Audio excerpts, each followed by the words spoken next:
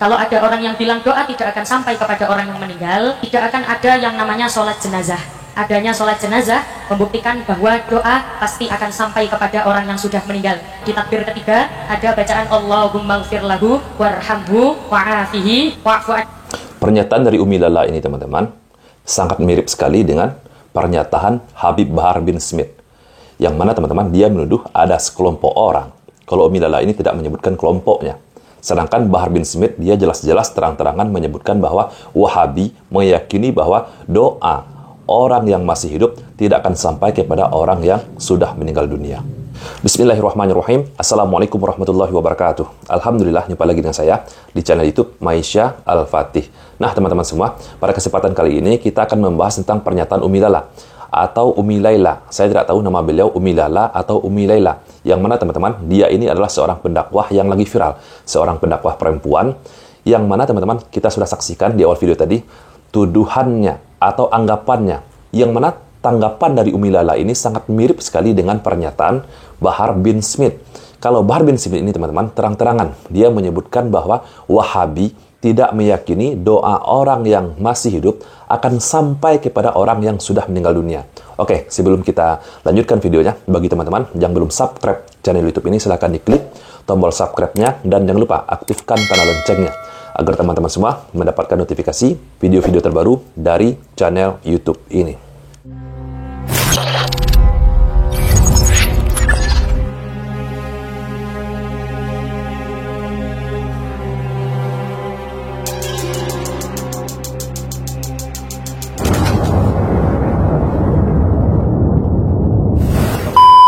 Ini dia teman-teman, video Bahar bin Smith ini ketika dia menuduh orang-orang yang dia sebut sebagai Wahabi meyakini bahwa doa orang-orang yang masih hidup tidak sampai kepada orang yang sudah meninggal dunia. Sebetulnya teman-teman, video ceramah Bahar bin Smith ini juga sudah pernah kita bahas pada video sebelumnya, pada video ini teman-teman. Oke, sekarang kita ulang lagi, kita putar lagi video pernyataan dari Bahar bin Smith ini teman-teman. Kalau ada orang kan Wahabi nih, Wahabi bangsat nih, Wahabi takfiri. Astagfirullah. Mereka kan nggak percaya kalau doa itu nyampe. Siapa bilang orang-orang yang disebut sebagai Wahabi ini tidak percaya doa kepada orang yang sudah meninggal dunia itu sampai. Ini hanyalah tuduhan semata dari Bahar bin Smith dan sekarang diyakini oleh penceramah perempuan tadi teman-teman. Na'udzubillah. Iya kan? Jadi ada salah satu Wahabi ngomong ke saya, "Beb, mana mungkin doa orang yang hidup itu mana mungkin doa orang yang hidup itu nyampe ke orang yang sudah mati, Beb?" Saya bilang, "Bapak kamu masih ada." Bapak saya udah almarhum, meninggal. Oh, sudah meninggal. Saya tidak tahu Wahabi mana yang dia maksud, yang dia dialog dengan Bahar bin Smith ini. Wahabi mana? Atau hanya karangan dari Bahar bin Smith ini saja, teman-teman? Bentar ya. Karena ambil siwak. Siwak. Bersiwak. Karena kumur-kumur. Ya Allah, ya Rabb, siksalah bapak dia dalam kubur. Azablah bapak dia dalam kubur sempit. Mendoakan keburukan kepada orang yang sudah meninggal dunia. Bahar bin Smith ini dia mencontohkan bahwa doa yang buruk saja bisa sampai, apalagi doa yang baik. Kuburnya bakar dia dalam kubur. Beb. Habib kau doanya begitu, Beb? Habib kau doain buruk buat bapak saya dalam kubur. Itu saya percaya. Itu kau percaya. Kalau doa buruk saja nyampe kau percaya, apalagi doa baik, goblok. Oh iya, Beb ya.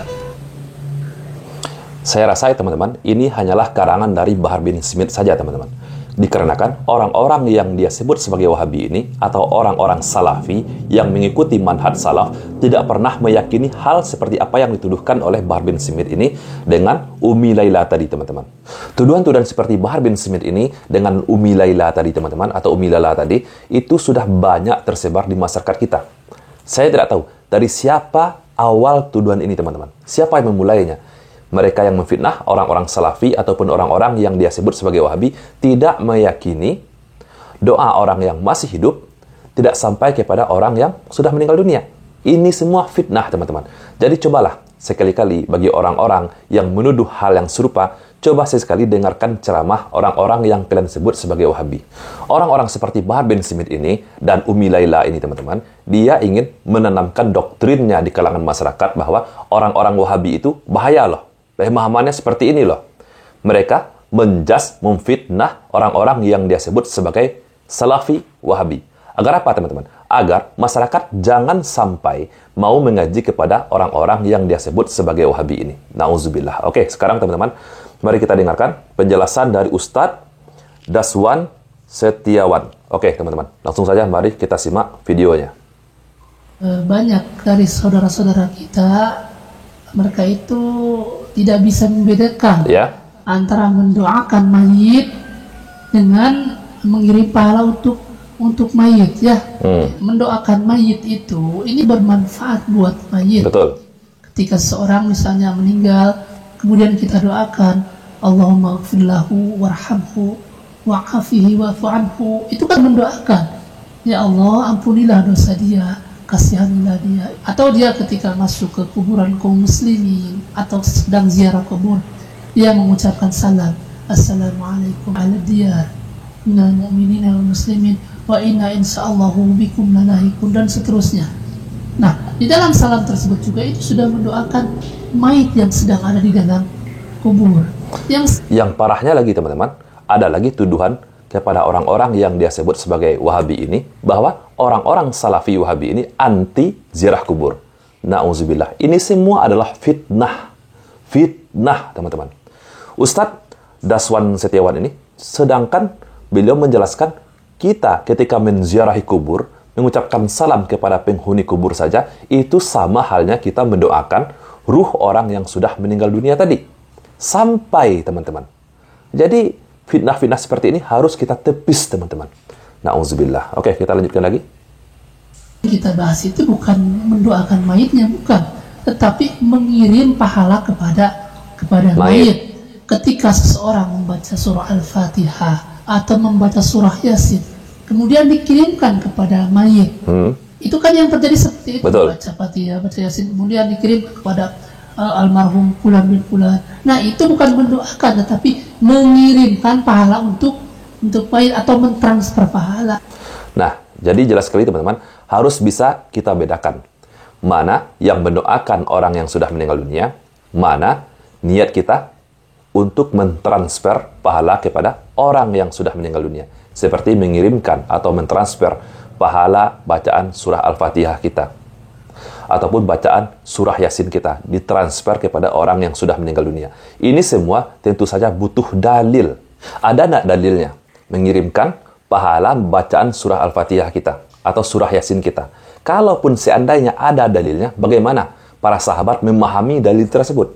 Apakah para sahabat melakukan seperti yang dilakukan oleh orang-orang kebanyakan pada masa sekarang ini? Apakah ada Rasulullah ataupun para sahabat mencontohkan mengirimkan pahala surah Al-Fatihah ataupun surah Yasin kepada orang-orang yang sudah meninggal dunia? Oke, teman-teman, mari kita lanjutkan penjelasan dari Ustadz Daswan Setiawan ini. Mari kita simak. Dan ini yang sering kami bahas. Nah, mengenai hukum mentransfer pahala atau mengirimkan pahala, ini kalau dibahas secara rinci memang ada khilaf.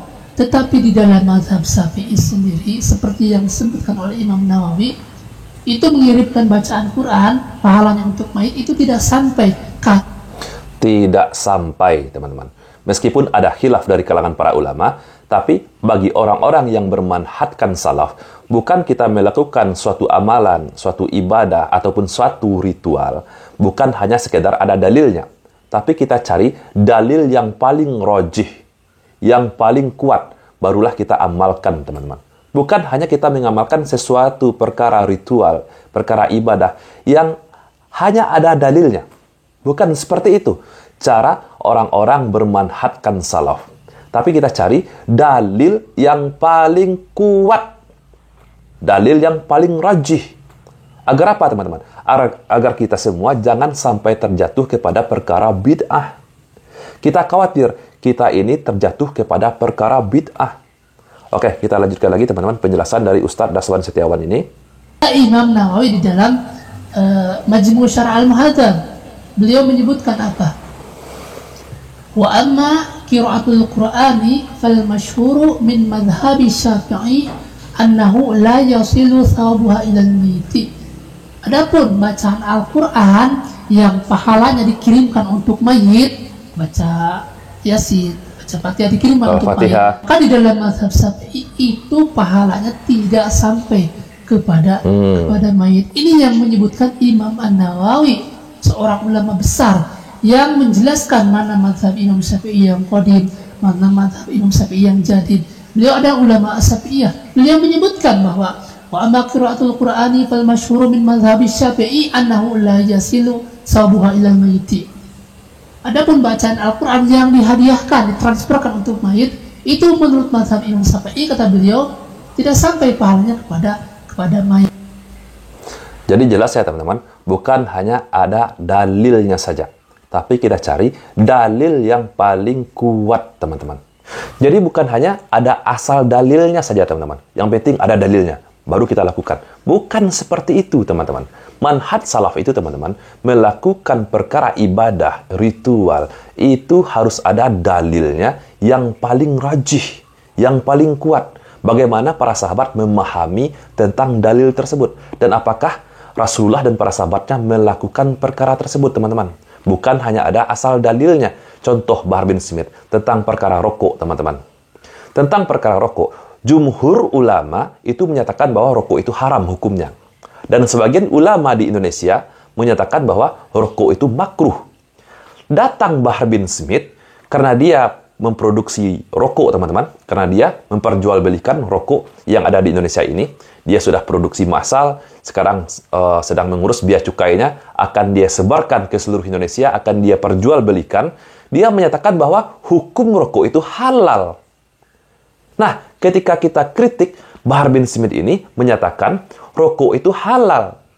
Ada dalilnya. Kalau ente tanya sama ana bilangnya halal karena ana merokok dan ana punya dalil. Insya Allah kalau udah ada bea cukainya akan disebarluaskan se-Indonesia. Akan diperjualbelikan dan dikonsumsi setelah ada bea cukainya. Jadi jelas ya teman-teman. Bagi manhaj salaf bukan hanya ada asal dalilnya saja teman-teman. Tapi dalil yang mana? Yang paling rajih. Yang menjadi alasan Imam Syafi'i mengatakan pahala bacaan Quran tidak sampai kepada mayit, ada dua alasan kata Imam Syafi'i, ini bukan kata kami. Alasan pertama, alasan Imam Syafi'i, yakni di dalam surah An-Najm, wa an laisa lil insani illa ma sa'a, bahwa seseorang tidak akan mendapatkan apa-apa kecuali yang dia usahakan. Nah, ketika seorang membaca Al-Quran, membaca Yasin, itu kan bukan usaha mayit, tapi usahanya orang yang hidup dan pahalanya untuk dia sendiri. Kalau kata Imam Syafi'i berpegang dengan ayat tadi. Kemudian alasan kedua, alasan Imam Syafi'i yang mengatakan bacaan Al-Quran itu tidak sampai kepada mayit, yaitu hadis Nabi, ya, idza mata ibnu Adam in qata'a amaluhu illa min salasin. Jika meninggal anak Adam, maka terputuslah seluruh amalnya kecuali 3 perkara itu yang masih mengalir. Yang pertama, sedekah jariyah. Jadi semasa hidupnya dia mungkin sering bersedekah, membeli Al-Quran, membeli Iqra misalnya. Kemudian dipakai untuk anak-anak santri selama Al-Quran itu dibaca, kemudian selama Iqra itu dibaca, atau orang yang belajar Iqra itu sudah pandai membaca Al-Quran, maka pahalanya akan terus mengalir kepada mayit tadi yang ketika hidupnya bersedekah. Oke, sangat jelas sekali ya teman-teman. Yang kedua adalah ilmu yang bermanfaat. Sedangkan yang ketiga adalah doa anak-anak yang soleh kepada kedua orang tuanya yang sudah meninggal dunia. Inilah 3 perkara yang akan terus mengalir pahalanya kepada orang tuanya atau kepada orang yang sudah meninggal dunia. Jadi sudah terbantahkan ya teman-teman, terbantahkan tuduhan dari Bahar bin Smith ini dan Umi Lala tadi. Saya tidak tahu nama beliau ini Umi Lala atau Umi Lela, penceramah perempuan yang lagi kondang, yang lagi viral. Bagi teman-teman yang kenal beliau, coba tuliskan nama beliau di kolom komentar, Umi Lala atau Umi Lela. Semoga video ini bermanfaat untuk kita semua dan menjawab semua tuduh-tuduhan kepada orang-orang yang mereka sebut sebagai Wahabi. Saya, Reski Musa Putra, Barakallahu fikum, Assalamualaikum warahmatullahi wabarakatuh.